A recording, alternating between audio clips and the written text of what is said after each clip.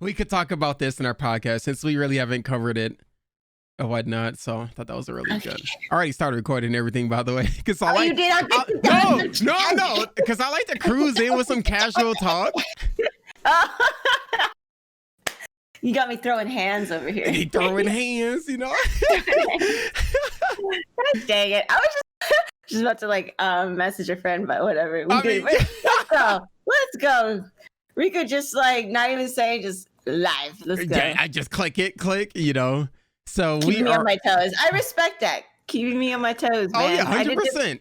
You know how, what was that game? Oh my god, do you remember Brain Age on the 3DS? I know of it. I haven't played it, but I do know that game. Yeah.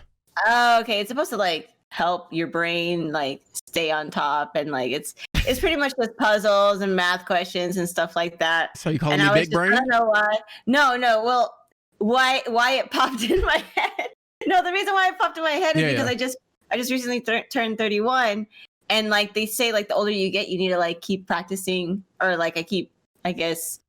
Not motivating your brain, but just like exercising your brain, right? Yeah. Okay. I have heard that. So that's what I don't know. I guess you're my brain age, Riku, is what I'm trying to say. I'll take it. Good enough. I'm my own brain age. I got to keep myself on my toes. But this is what episode. Oh gosh. Oh no. 8. Oh yo, is this really episode 8? 8. Lucky number 8. Yo. Lucky number 8. Yes, I am your host. Oh, yeah, go ahead. Sorry, if we don't introduce ourselves, we're just going to continuously go jumping on the I know. That's how I'm going to get that out the way. So I am your host, Riku the Best, Riku Penguin, the Dark Knight, or a beautiful, luscious man, like I say every podcast. And this... Well, it doesn't. Well, I don't even know. Wait, which side are you usually on? Other side. This side? Yep, right there. And you're right here. Oh, look at that. Yo, wait till you see the video for that. Weird. Oh, that makes sense. Okay. And you are. And I am the co-host, Fruitcake. Hi, everyone. Jeez. So what were you talking about before when I cut you off for the introduction? What were you talking about? Gosh, don't forget, please. I don't remember now. I don't. That's the thing with me. Like, that's why it's so hard for me to like keep a schedule when I'm talking or like doing interviews. Yeah. Because my brain always jumps to like random topics, and if I don't say it, I forget it. Yeah, me too. That's bad, because like we're just gonna be cutting each other off, trying just making sure so we don't forget what we're gonna say. Is like it's always gonna happen. So yeah, all the time. Happens all the time. Does your dad really watch the podcast? Yeah. Oh my God. So yeah. Okay. So I went over to my family's house because I wanted to play Just Dance. I don't know why. I had the urge to play Just Dance out of nowhere. She can't dance, guys. And I can't dance for shit at all. Like it's really bad. Sorry. Are we allowed to curse? You do whatever. No, just be you. Just be you. So like, I don't know why I had this urge to play Just Dance, but I don't own Just Dance. My sister does. So I drove all the way to my parents' house. And so like I FaceTimed Riku, just like saying hi to him and introducing him to my sisters and stuff like that. Well, I mean, you knew my sisters, but you never met my parents. Yeah, actually. I never met them. Mm-hmm. And so like I guess at that moment my dad like had walked in, and I don't remember how. Oh no, because my mom was just like, who's Riku? And I was like, oh. He's a YouTuber, good friend of mine. We do a podcast together, and then I think it was either my mom or my dad, but they were just like, yeah, we podcast. I think it was my dad. And I was like, yeah, I watch the podcast. Like my mom was like, yeah, your dad watches the podcast. I was like, like Nani? I don't know. It's really weird. Like I don't know. How did you feel if your parents watched one of your YouTube videos? I felt a little weird. I felt weird when my mom followed me over on Discord. Not Discord. I felt weird when my mom followed me on Instagram. Like, why are you following me? See, I don't mind. Because our mom is not really help with the YouTube and stuff, and don't really know what's going on. Like, she is on social media, but she doesn't like fully understand what I do exactly. So it's just kind of weird. My mom is actually pretty tech savvy, more than my dad. But she doesn't keep up with things. Yeah. My mom doesn't really keep up with things like social media wise. Yeah. But my dad likes to think he does. So like sometimes I'll get like random emotes just in my statuses on like Facebook or something. Mm-hmm. But yeah, it was really weird that my dad, I guess, watches our podcast. So yo, dad, Hey, yo, dad, what's up? No, it's so funny though. My parents are super funny. I mean, my dad was cracking really bad dad jokes, and we were like joking. I was like telling my mom, "Oh, mom, this is your future adopted son," because we were like telling my mom that she's gonna adopt Riku. And my mom, what did my mom say? She was just like, "Oh, join the club. It happens all the time." I was like, yeah, it does. Like a lot of my friends call my parents mom and dad. Yeah. I just found that funny. Sounds good to me. Welcome to the crazy family. Hey. But yeah, I guess I think it's weird when I think it was weird at first when my mom started seeing my cosplay pictures. And then like my photo shoot pictures. Yeah. I wouldn't say I take like risky pictures, but there's like some characters that are kind of like just kind of open and out there, you know, can't help it. Yeah. Like Velvet, it's like oh my God, yeah. I should have, you know what's so funny though? I showed a picture to my parents of my Velvet Crow cosplay from Tales of Berseria. And she has like this like open chest like outfit on. You know Velvet. Mm-hmm. And it's so funny. It's so funny when I showed them, like, they didn't even point it out. They were just like, they're just like, oh, that's cool. And I was like, okay, like, you're not even going to address what is Thanks. the elephant in the room. But, you know, I think at this point, they're just like, yeah, she's old enough to know what she wants to do and stuff like that. So, yeah, especially you've been doing it for so long as well. So I can imagine the amount of times he cosplayed and came back home, or even just like dressed up at home. It's like, it's my daughter? It's like, who is this? What is she doing? Is she playing dress up? Is it Halloween for her still? Did we not tell her it's only on the 31st? Like, oh yeah, I'm sure my parents were like, I mean, I get it. Like, I'm sure they were concerned. Yeah. Because they're just like, what is she doing on her free time? Like, what is this? But I mean, turned out fine. I'm good. Yeah, if anything, my parents are more so chill about the fact, because I mean, I never really went outside, but when I did, they knew I was hanging out with friends and whatnot. They're going to play basketball. You know what guys do when I'm not at home watching anime, playing games. I was kind of active. You know, I wasn't always at home on a computer. I was being productive, kind of, and not getting into trouble. So I was always the nice kid. I don't think my mom yelled at me. I don't think she's my mom yells at me all the time. Actually, she yells at me and my sisters all the time. Yeah. I can imagine. You guys she still yells at us. Good. Like, it's still your like mom. My mom hates it when we curse. But me and my sisters, especially when we're playing video games, we curse so much. Yeah, that's weird how you grew up compared to me, because I don't think I've ever cursed around my parents, and I still don't. I mean, we try not to, but just you guys just let it slip. Yeah, it's so bad. Right. Yeah, but anyways. All right, so we're gonna put a stamp on that topic. Next topic. We actually wanted to talk about something pretty big today, right, Riku? Yeah, so like I was saying, actually at the beginning when I started recording this podcast, we were talking about the Facebook post you put on Facebook. I said Facebook twice, so it must be true. And you were talking about a situation a situation you have been through, I'm sure, working at your earlier jobs and stuff. And the topic we're just going to cover today, big topic, is racism. I felt like we haven't talked about this yet on the podcast. We've talked about mental health, we talked about depression, and we talked about tons of different topics, but just not this one in particular. So for me, I don't think I had like a really major experience. I mean, I've had some pretty experiences, but it wasn't geared towards like racism. It was just more, I was in a bad neighborhood and this happened and that happened and whatnot. But yeah. Is this like physically, or because I feel like maybe you would probably, I guess, experience it more on the internet? Yeah, I started experiencing it a lot when I started doing YouTube videos. I mean, growing up, like I said, I was in the same environment. So, I mean, we were all kind of not the same, but I mean, it was just a very closed-minded environment and whatnot. So it wasn't really like these type of people. It was just, just people like us, so to speak. But when I started making YouTube content online, I mean, when I started, it wasn't a face cam.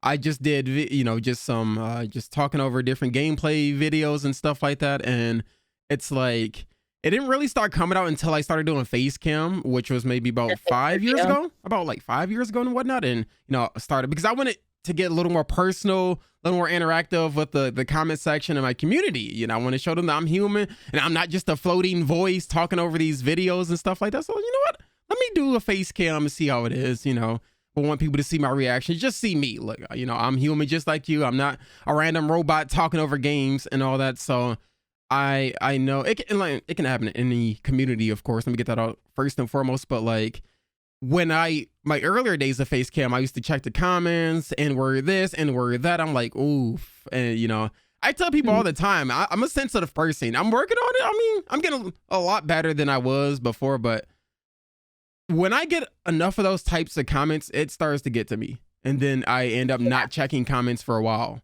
Not even just like for the rest of the day. I'm talking about for like a full year or whatnot. Like comments like those are just rude comments pertaining like my appearance or skin complexion. It just, it gets to me a lot, I'm a lot better with it now because I'm kind of used to it. So, but that still doesn't make it as right. You know what I mean? Yeah, for sure. And it's so, God, it's so, I don't understand how people can like be like that. I've never like understood treating someone different based on like where they're from or what they look like or like the color of their skin. It's always like confused me, especially as a kid. Like I never understood it. But yeah, I guess it's very interesting because I feel like we both kind of, since we're both different like ethnicities and obviously different skin color and stuff like that, and even different gender, like I feel like we both experience different forms of racism.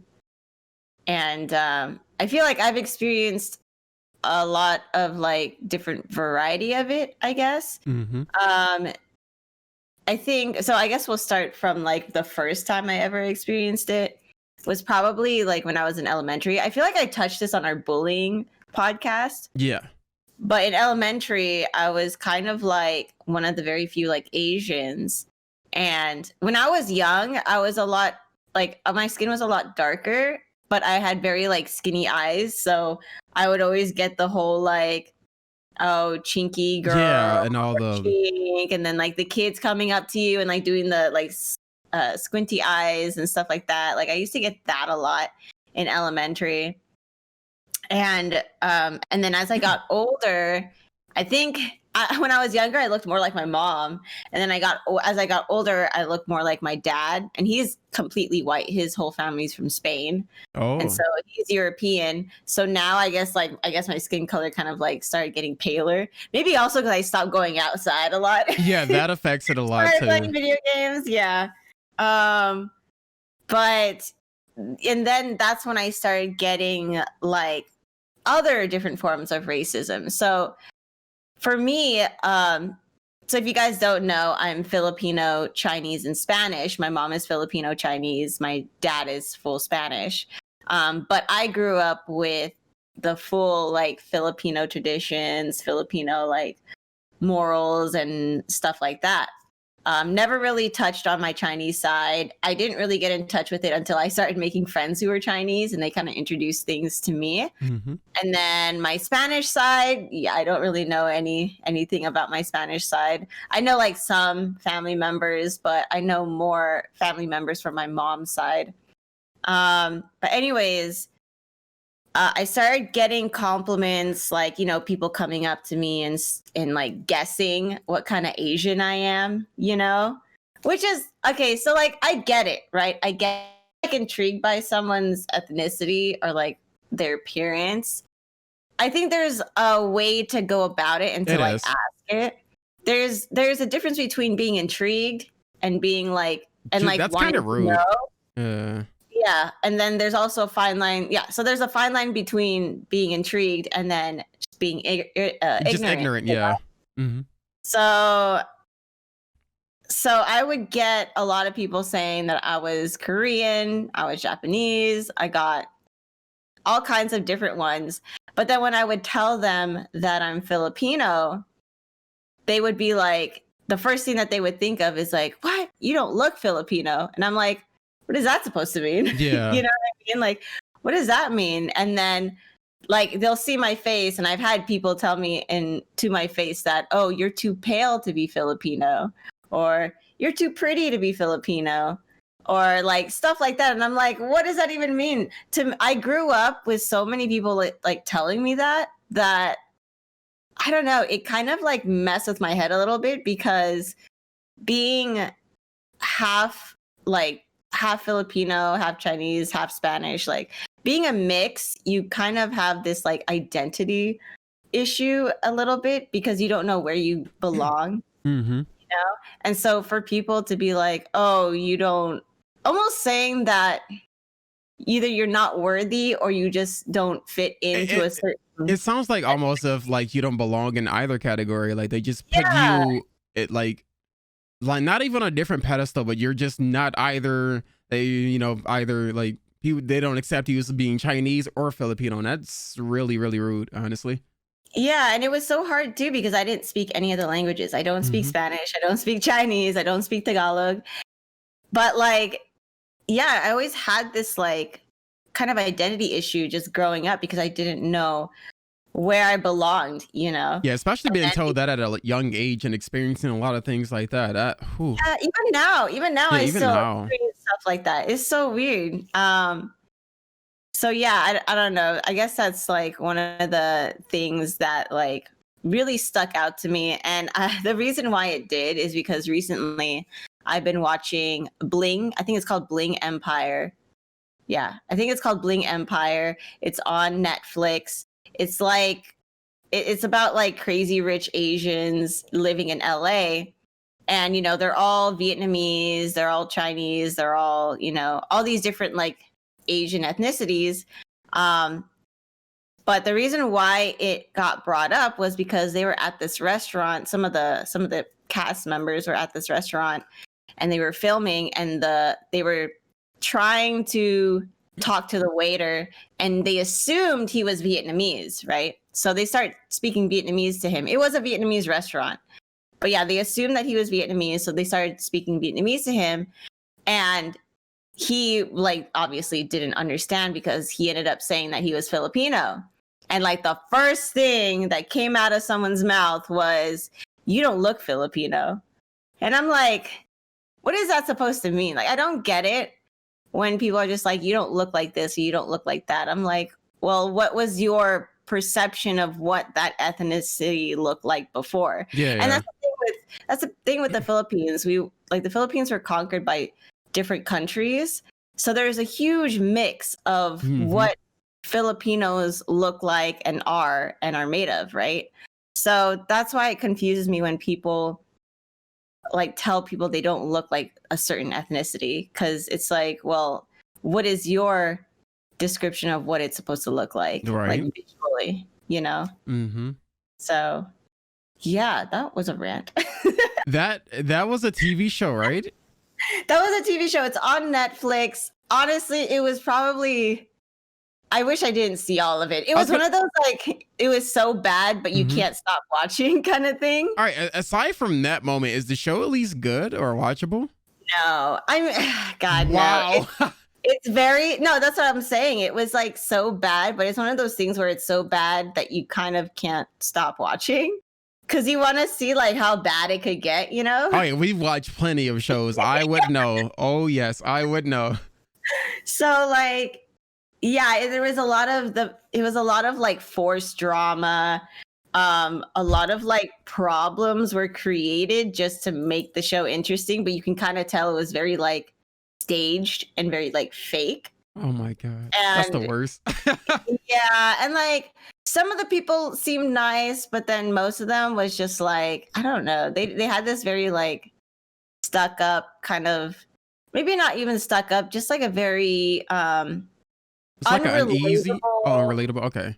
Yeah, very unrelatable. And I mean, obviously I don't have a bajillion dollars, you know, and this is about like crazy rich Asians, right? Yeah. But like their personalities were so disconnected to how I am that I just couldn't connect at all to the show. The fact Like that I it's about that, I mean, because there are plenty of shows out there about, wealthy people. Isn't like Beverly Hills 90210 like about yeah, wealthy, yeah. privileged So kids? They can still exactly. somehow So make it. it's like the Asian version, honestly. Wait, really? A Yeah, worse version, it's right? like that. Hmm. Well, I've never seen what was it, Yeah, 90210? it's an older show, and I know they like No, remade it. I know about it. I just never watched it. Yeah, I haven't But really seen much of it, to be fair. I just know of it. so yeah, this show is about like some of the richest Asians living in LA.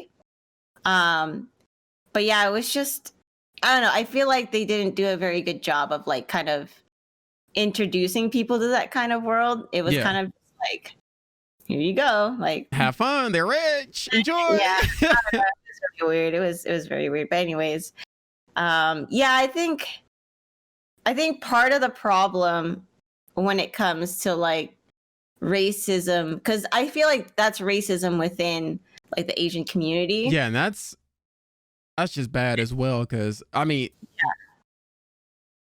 And a it's lot like you're supposed to know better. Honestly, that's I like mean, me discriminating against someone of my own color as well. It's like, I mean, I already have the issue of just my whole race in general is just getting like, I don't know, the fingers pointed at, and regardless like what scenario it is. I mean, we just literally had a Black Lives Matter protest all of last year.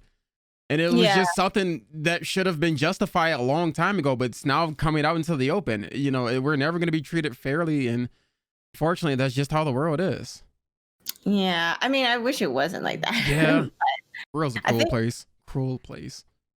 yeah, I just think people just think too much on like other people's appearances. I feel like people who are like that need to stop looking out and start looking in, Mm-hmm. because I think it's a very personal problem and a very like an issue that's very derived from themselves Yeah. when they, I guess, project hatred on someone else that isn't like them. You know what I mean? It could be an issue also with, I mean, depending on what like type of household you grew up in. And I mean, if you're never really taught what's right and what's wrong, you're just gonna grow up just like your parents are and just spiting people you don't know, you just know nothing of, or just hating another just for them being different. Like someone has to teach like the kids like what's right and difference between like right and wrong. So eventually the whole cycle will end, but like there's always going to be those type of people in the world no matter what, unfortunately. Yeah, that's true. That's why I really encourage people to like go out and travel and experience new things, because Yep, educate yourself. being stuck in your own bubble just gives you one perspective on something that was probably already regurgitated into you as a kid. So in order to like grow as a person, I feel like you have to experience different things outside of your own bubble, outside of what we were taught, Mm-hmm. outside of what you've seen in your own city, or even your own state. Like I feel like traveling and getting to meet people and getting to know people not based off their color or ethnicity, but based off their actual personality. Like I feel like people need to do that more, instead of just being complacent and okay with their own thoughts, and what was taught to them. It's so crazy. I can remember like back in high school, and very vague moments, of course.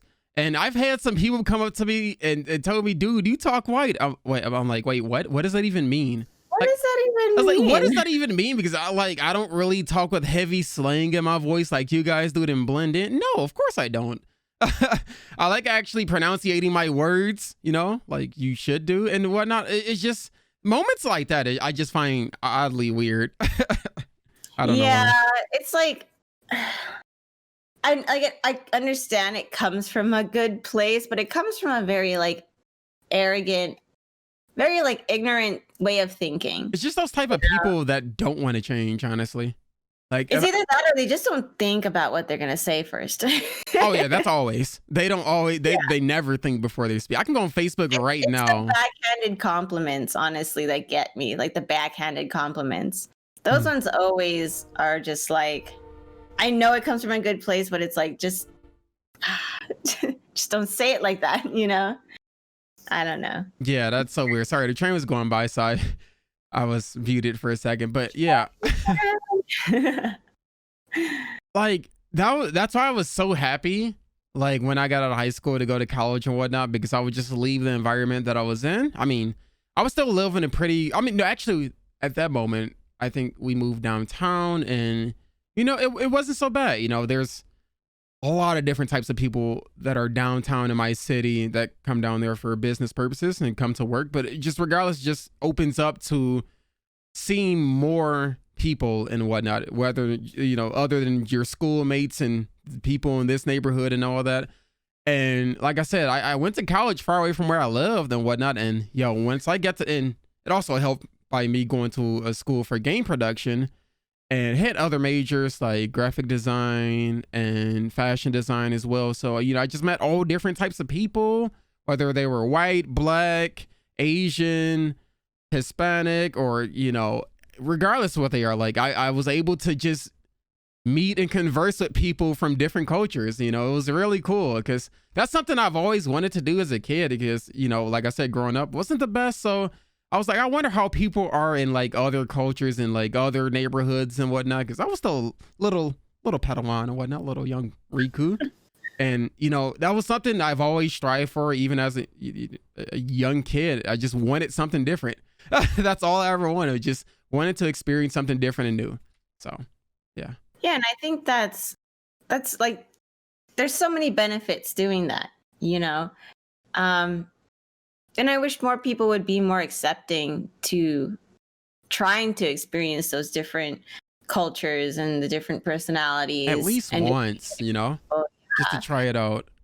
I can't think so I was born in Vegas and I've only lived in Vegas most of my whole life until I got married, and then my husband and I got stationed into other places, It wasn't until I started visiting other cities, even within the US, It wasn't until I started visiting other cities here, and then when I started traveling outside the country, it wasn't until then that I noticed that Vegas is such a small little bubble, and it's kind of its own world almost. And I really wanted to kind of break out of that and just experience more, just because Vegas is such a small city and you can only experience so much until you actually like go out there and go to different places.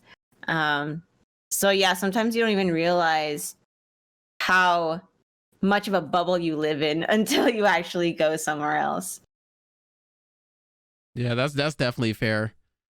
When I first left my state, oh my goodness. Now, actually, after this, I want to have you get to the topics over on Twitter or whatnot. But like when I first went to AX, that was such a brand new experience for me. Like I've never been on a plane. I never really been out my state, and just to meet people I've never met in person, from YouTube and Twitch, it was a really crazy experience. Like the plane ride was scary, don't get me wrong, but now like after the first few times, I was like, I really enjoy this. I get to listen to my music. I'm up in the sky, flying like the Dark Knight I am and whatnot. Like it was a really enjoyable experience, and it's something.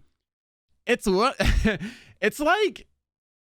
It's funny to think about because you can never have a moment to where you stop getting hobbies and whatnot. Because like I said, I started flying out, what was it, 2 years ago, actually, in 2019. And once I started like traveling and whatnot, I was like, you know what? I love doing this. This is definitely another hobby for me. It's something I really enjoy doing. And in the near future, I plan on doing a lot more once the whole COVID subsides and, well, just gets better overall. But yeah, that's one thing I really do enjoy is just traveling and meeting like different types of people and environments, cultures. Like I've been all about that, honestly. That's just me. So I don't know about for the ones that like, even if I mean, there are some people, sure, they are comfortable in where they are in life and, wouldn't want to try something new. I actually know a few people like that. But it doesn't really hurt to try something different at least once for the first Yeah. time, and just see how you feel about that. If you don't, fine. I mean, you can just go back to how you're used to living. That's perfectly okay. There's nothing wrong with that. It just really depends on you. But just having more options is what I'm really just trying to get out there, honestly. Just give yourself more options and try them out. You never know. And I hope also people who are like racist or have these like stereotypical ideas of like what other races are like, I hope that they take whatever negative thoughts they have of that kind of race or ethnicity and kind of go out and change their perspective, like be proactive in changing your perspective. I think that's a big thing, right? Yeah, that's a good saying. And like also ask yourself where those negative connotations come from. Is that from personal experience? Is that from like your family, your parents? Is that like growing just not up knowing, honestly. or just not knowing? Yeah. And if that's the case, like, yeah, definitely go out and try and change your perspective, So I think, yeah, that's, I guess, my advice for people who are racist or have these, I guess, stereotypes. Any racist people watching this podcast, there's advice. It's just weird wording it that way, but I get you though. I mean, it's even not just racist people. It's just like if you have like a stereotype idea on like a certain group of people, just be proactive in changing that. Don't just be okay with it. Like if you don't understand something, go out and try and understand it. So yeah, I guess that's my advice. So you can check Twitter and see, because there's something I wanted to go off from one of the posts, but I didn't exactly remember it. Yo, Riku brain. Oh, okay. Which one was it? Wizzy's? I think so. We have so Wizzy Tekken, who's a viewer of ours, a good friend of ours. He goes, "What was the most physical, emotional, and spiritual yeah, obstacle in your life to remind you every waking day is a blessing to improve and to become a better you? So what was the most physical, emotional, and spiritual obstacle in your life?" Would you like to go first? Oh, that's hard. Or do you need time? I need a little time. Okay, I would probably say, so yeah, I touched on it earlier in the podcast, but growing up, I had this kind of identity issue just because when I was growing up, I wasn't kept in touch with a lot of my family. Yes, it wasn't so like my parents, like my cousins, like all that stuff, I didn't even know most of them existed, which is really, really sad.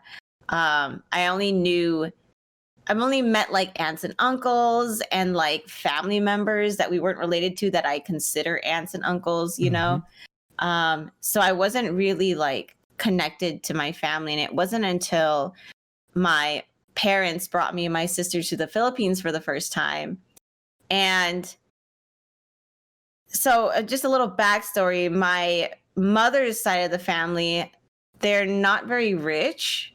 And so our lives here in the US and their lives over there it's very black and white, very different, very polar opposite. And I'm very blessed that I was born here and I have the stuff that I have here, because going to the Philippines and seeing the poverty and seeing like how a third world country looks like and how it's run was very, very eye-opening.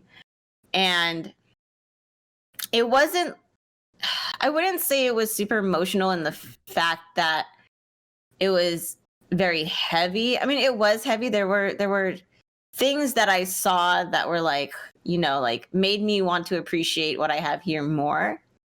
But it was also very eye-opening in the fact that I was very surprised how me and my sisters kind of almost meshed ourselves into it. Like you would think, like, looking at me and my sisters, you would think that we'd be the kind of people to be like, oh, I don't want to sleep on the floor. Or, I want a hot shower all the time, and like this and that, right? But we had such a fun time with my cousins. And I mean, even though we were taking freezing cold showers with a bucket and we were sleeping on the floor with like rats crawling and everything, like we still had so much fun. And like I was so happy to finally meet my cousins because they're all really, really chill and really awesome people. It's really funny. Like I feel like if I had just met them at a younger age and they were here in the US, we would just be like the best of friends because they were all just really, really cool. But for sure, that was definitely something that changed. I think more my mentality, if anything. Definitely emotionally, just because I was able to connect to another side of my family that I've never seen before. And yeah, I would definitely say it was very like life-changing for me. And I think it made me want to be more active in finding out like all of the cultures that make me. And it made me want to be more active in my family's lives and just keeping in touch with people that are part of my family. So yeah. That's good. I'm not gonna lie, I did get a little sad. What? What? Why? No, it's just like, you know, the stuff that you went through, and I mean, the fact that you didn't take for granted what you have and whatnot. Like, I like hearing talk like that, honestly. So yeah, I really appreciate that. Yeah, like I honestly seeing that and just seeing how other people live, especially in the circumstances that they're given, like it just makes you appreciate more the circumstances that you were born into and the blessings that you have here. And it's just very, very eye-opening. And it's so true that being in certain situations do open up opportunities that most people unfortunately don't have. And so seeing that side really helped me also to connect to a group of people that I feel like I would have never had a connection with if I never put myself in that situation. Mm-hmm.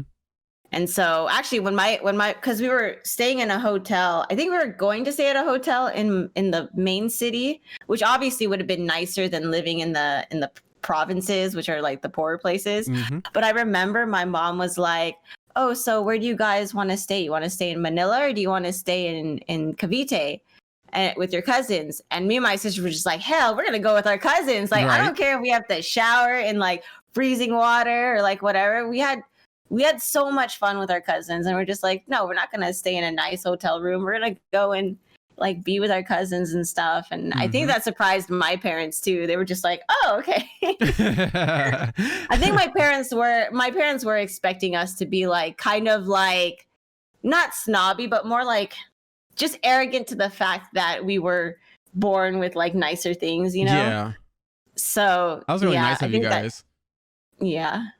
I don't know, they were just so much fun and carefree, and yeah, it like having that connection with my family trumped anything that was materialistic. You know what I mean? Like having nice things meant nothing.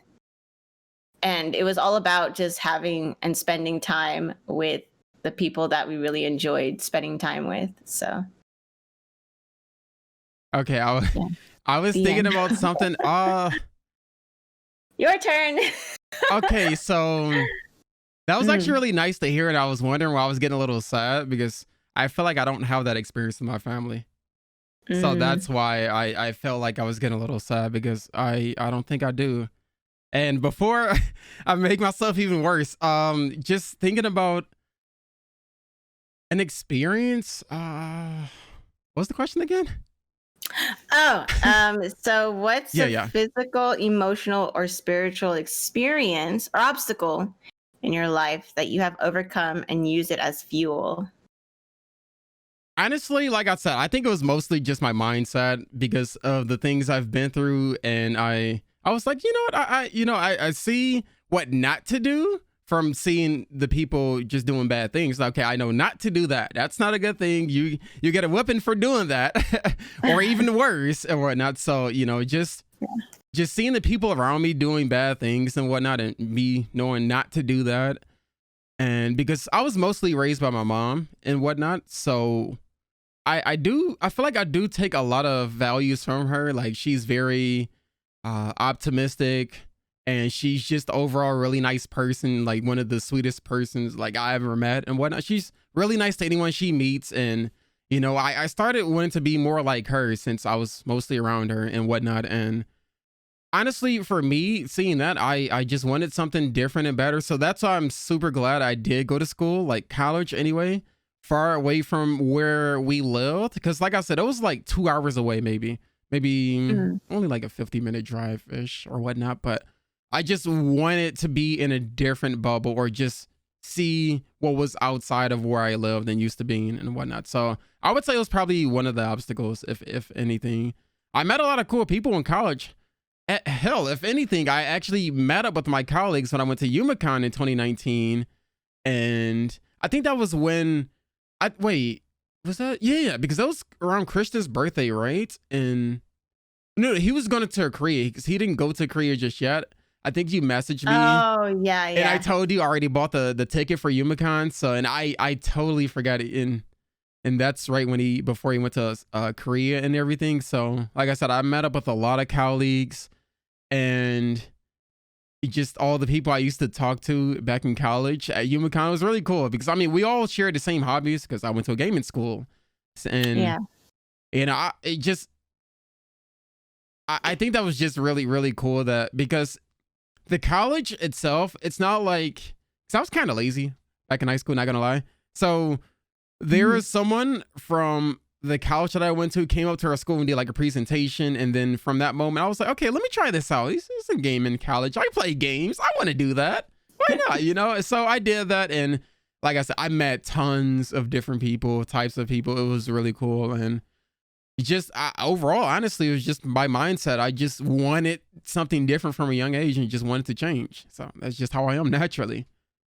I think that's what makes you so, I guess, different, and also very like successful in a way. I don't know your definition of success, but I feel like that made you so open to so many different things because you kind of just allow yourself to experience stuff.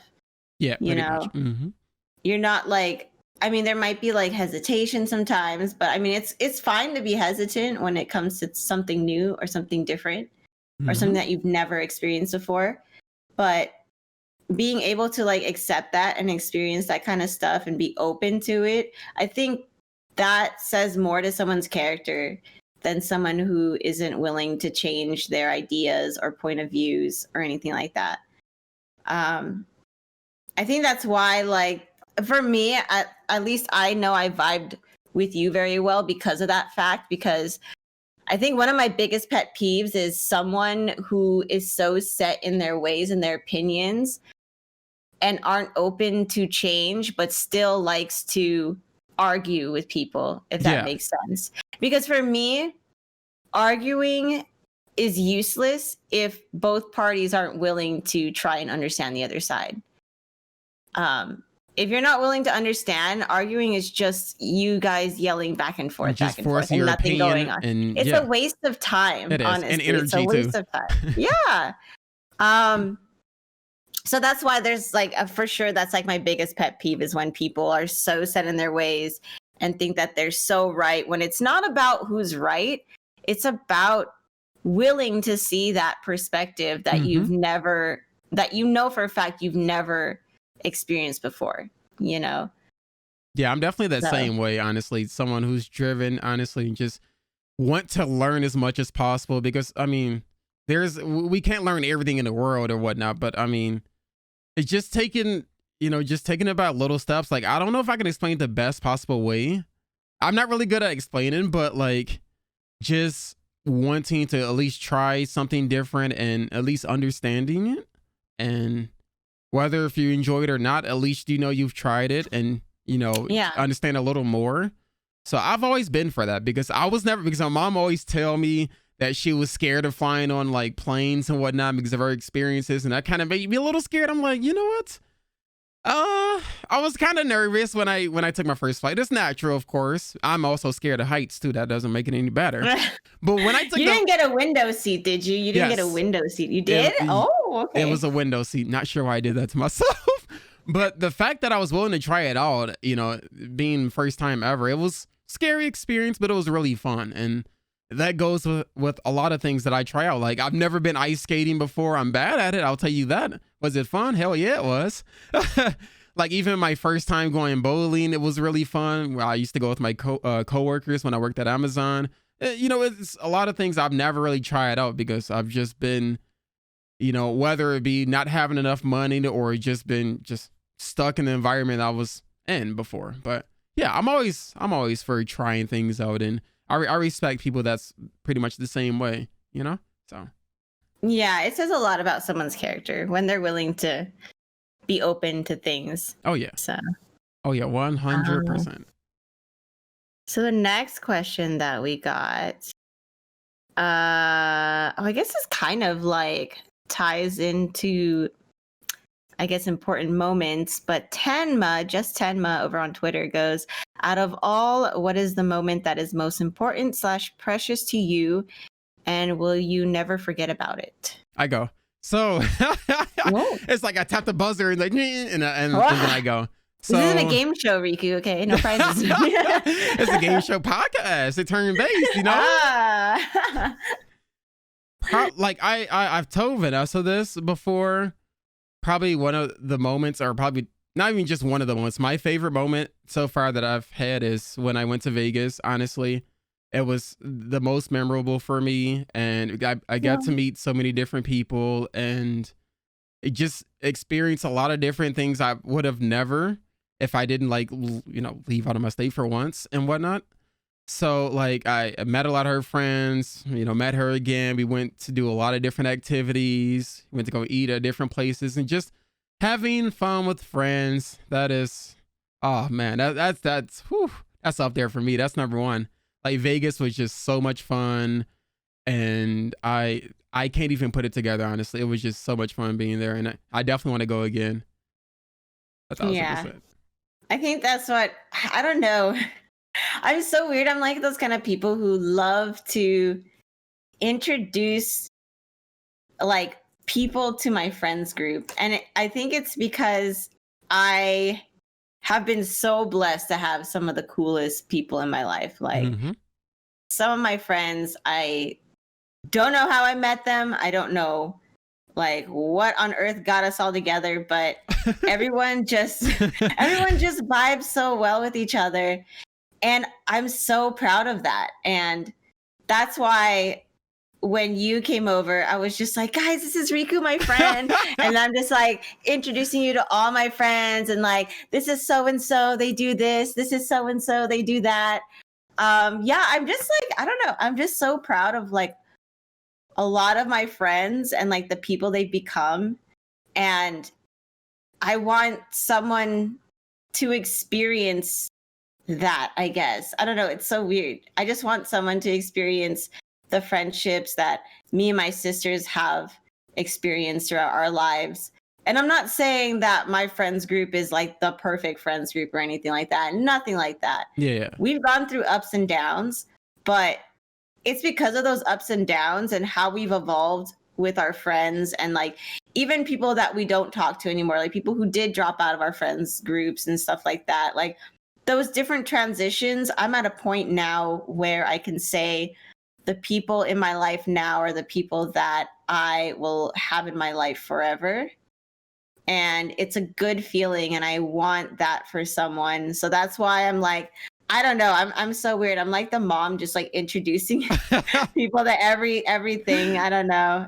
It's fun though. It's so fun. And I had a feeling you were going to vibe with my friends anyways. Like your birthday party, by the way, is the first type of party I've ever been to. So it was just, I don't usually go to parties and stuff, but it was really fun and whatnot. So when I was introducing myself, it was funny because I was like, okay, I'm Riku, nice to meet you. And then I would give out my first name. And I was like, wait, hold on now. What am I doing? Because I was telling people, oh, you know, my name is Riku, and then I was telling other people my real. It's like, what should we call you? I was like, oh, Yeah, it was just so fun. Like my friends are so chill. You get so comfortable just talking with them. Yeah. And also, it's not like we all are on the same page. It's more of just like everyone has such positive perspectives, and everyone's just, it goes back to just being open and willing to like learn about other people. And I think all my friends are like most of them are like that, and that's why I really enjoy hanging out with them. So I guess I was gonna say my precious moment, I guess, is just like every moment I have with my friends. Is like it's like I'm a very huge. I think that's why I like Kingdom Hearts. Like Kingdom Hearts is my biggest like obsession when it comes to like. Yeah, you have Papu stars. My name is Riku, so guilty. Yeah, I just like I guess the bonds. Kind of. Yeah, like the bonds and the values that the characters put their value in, you know? And it's true. Friends are the family that you get to choose, you know? We don't get to choose our families. We're born into our family. So sometimes we vibe with them and sometimes we don't. But with friends, they're people that you know for a fact you vibe with because they're the people you chose to decide to have in your life and keep your time with, you know, or spend your time with. Yeah. So yeah. That was really well said.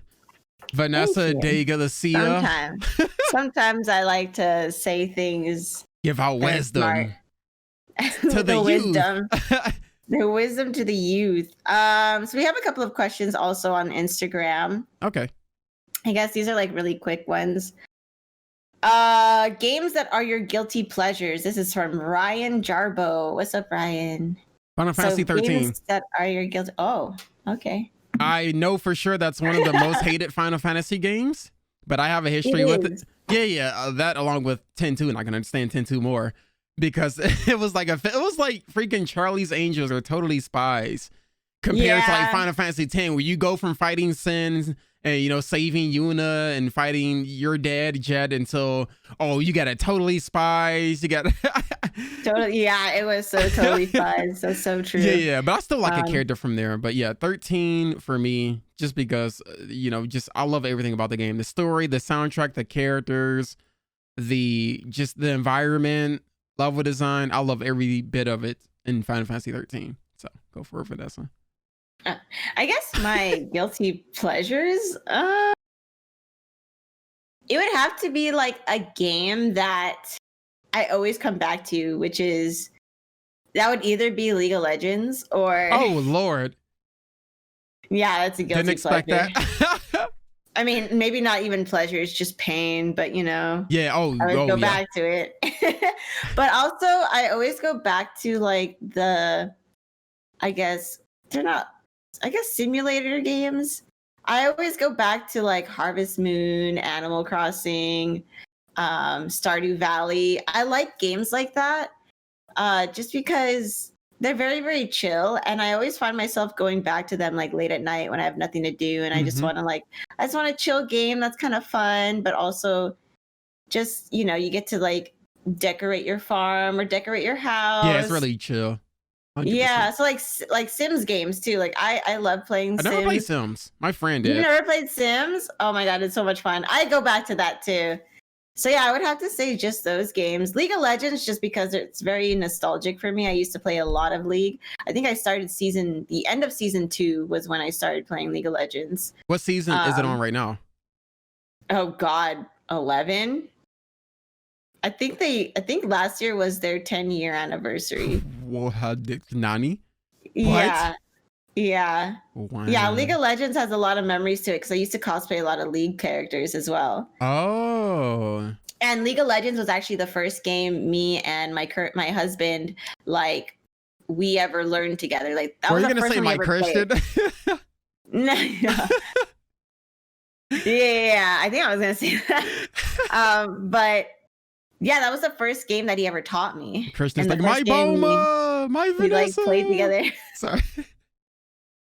But Yeah, I have good memories from League. I just don't play it as much anymore because they keep keep up with the changes. Before it was like, a change or so every year, but now they're like introducing characters every month, changing it up, the meta every like 6 months or something. I don't know. It's so crazy. I can't keep up with it. Yeah, man, they can't get outdated. They gotta get with the speed, you know? Yeah, but it's almost, I don't like playing catch up when it comes to like, it comes with anything. I don't like playing catch up when it comes to like video games or You TV just want shows. to play at your own pace. Yeah, I want to be able to get to this point where I understand it. And I feel like with League, because they change it so much, I'm always just playing catch up. Mm-hmm. And it's like, I don't know. It's rough. It's really rough. But it's still fun, though. It's still a lot of fun. So yeah, I guess those are my guilty pleasure games that I always go back to. Next question is epic moments in video games that you played in 2020. So epic moments in 2020. Oh, man. All right. So I have two things I can think of. One was from Persona 5 Royal. I don't know if I want to say too much of it, but spoiler alert, towards the end to where, oh my God, it's so good too. So basically it's a character you meet, spoilers. It's a character you meet at school. I think he becomes your counselor. He's a new character in Persona 5 Royal. And he, like I said, your teammates, eventually you're going to have to go to the counselor and talk with them about your issues of daily life or whatnot. Because Persona's a real cool game because you interact and, and your characters have their own problems and whatnot. But if you play Persona, you know what I'm talking about. So basically, he was your counselor in the school and he will just be there helping you solve your problems. But in the end, towards the end of the game, he will be the last boss that you fight because he wanted... Because I think like his girlfriend or his wife was going through some procedure and she didn't make it. And I think he wanted... I know, it's so sad. Yeah, so... And they have a lot of power in this game because they have personas and whatnot. So they can pretty much change the world if they wanted to. And it's like... He had his idea of this perfect world and whatnot. And the thing about it was, his vision wasn't bad. It was just... the way he went about it. He wasn't a mean, like he was still a really nice guy, but the way he went about it, I don't remember the original point anymore. The way he went about it, just wasn't accepting of like me in the squad that I was like, no, you can't do this, because human lives will come to an end eventually. This stuff naturally happens. We can't control fate and and bend the will or this and that. And what was the original point, Vanessa? I really don't remember. Oh, the moment in video games. So yeah, but you know what? That could transition to like, what's the most precious like moment or like epic moment in a video game? Yeah, maybe I really enjoyed that moment. 2020. Yeah. So yeah, that game came out last year as well. So and like once I got to the end of it, I was like, oh my God, this is one of the greatest games I ever played in my life. I love Persona 5 Royal. I really do. I know you love the Persona series. You keep trying to get me to play. I'm playing Persona right now, actually. Persona 4 Golden. I guess for me, well, actually, connecting to your story, that story is very, very familiar to one of my like favorite Tales games, Symphonia. Which is Tales Symphonia. Yeah. So like, I don't want to say too much, but in that one, the bad guy. Well, because I know you're still currently playing it, so I don't want to say anything. Oh yeah, never mind. But the bad guy in there is kind of the same way. Like they're not really a bad guy. It's just the way they go about it. Yeah. But it's, oh my God, that was probably, I wouldn't say it was the first time I ever cried in a video game, but it was definitely one of those times where I was just like, dude, this is so sad. But it's just like, your heart breaks for the character, but at the same time, you're like, but you did it all wrong. You know what I mean? Yeah. Like, if only you weren't a butthead, maybe. Oh my God, would have liked, we could have became friends if it wasn't for this. We could have been such good friends. We could have been demon fanging, man. Yeah, so, but for 2020, I guess my biggest like epic moment was playing the Final Fantasy VII remake. Oh, lovely. Yeah, lovely I actually really liked 7, but it wasn't my favorite, and I wasn't a huge fan of Cloud. But when I played the remake, I was like, they did such a good job in kind of just like making you connect with the characters a lot better than in the original version, just because they kind of like the characters have such personality, from their dialogue to like their banter between each other. Yeah, and it's stuff so like funny. that.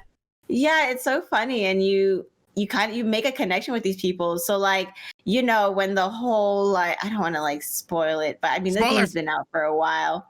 Spoilers.